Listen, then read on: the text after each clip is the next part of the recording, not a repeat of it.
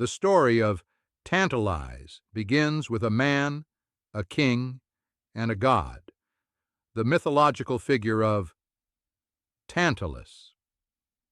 In Greek myth, Tantalus was the king of Sipylus and was believed to be the son of Zeus himself. He was a favorite of the gods and was often invited to feast with them on Mount Olympus, where he was permitted to partake in their ambrosia and nectar, the food and drink that granted them immortality. This was an immense honor, one that no other mortal was typically given. However, Tantalus was not content with this favor. His hubris, or excessive pride, would lead him to commit a series of terrible crimes that would earn him an eternal and unique punishment. The legends recount two primary versions of his transgression, both of which reveal his ultimate disrespect for the gods. In the first and more common version, Tantalus is said to have stolen ambrosia and nectar from the gods' table and shared it with his mortal friends, thereby revealing the secrets of the divine. The second, and more gruesome, version of the myth tells of Tantalus's most heinous act. To test the omniscience and all-knowing nature of the gods, he decided to serve them a feast. But this was no ordinary banquet. Tantalus had killed his own son Pelops, chopped him into pieces, and cooked him into a stew, which he then offered to the gods. He did this as a perverse challenge, to see if they would be fooled into eating human flesh. The gods, with their divine wisdom, immediately saw through the gruesome trick. All of them refused to eat, with the exception of Demeter, who was so distracted and grief-stricken by the loss of her daughter Persephone that she inadvertently ate a piece of Pelops' shoulder. The gods, disgusted by Tantalus's act, later restored Pelops to life, giving him an ivory shoulder to replace the part that Demeter had consumed. Regardless of which crime he committed, or perhaps both, Tantalus's arrogance and disrespect for the gods sealed his fate. As punishment, he was condemned to spend eternity in the deepest part of the underworld, Tartarus. The punishment the gods devised for him was brilliantly specific and perfectly tailored to his particular form of pride and greed. He was forced to stand in a pool of water that reached his chin. Above his head hung a branch from a tree, laden with the most delicious and ripe fruit.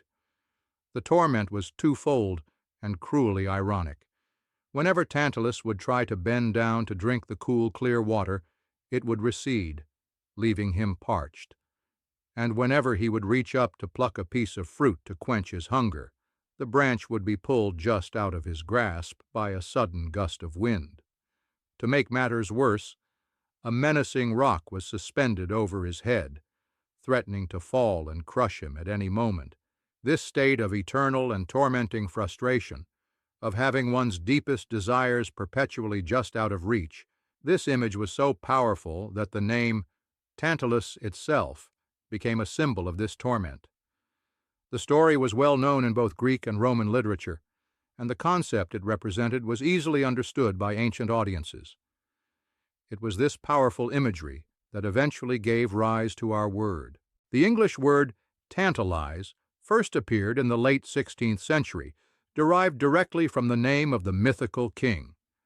Its initial use was very literal, referring to the act of tormenting someone with a desired object that is kept just out of reach. For example, a writer might speak of a prisoner being tantalized by the sight of food they could not eat. The word was, in effect, a verb that meant to do to someone what was done to Tantalus. This is a beautiful example of a myth becoming so ingrained in the culture that it creates its own verb. As the centuries passed and the belief in the Greek gods faded into history, the word tantalize began to broaden its meaning. It lost its direct mythological context, but retained its core essence of frustrated desire. By the 18th and 19th centuries, it was being used more broadly to describe anything that excites a person's senses or desires without satisfying them.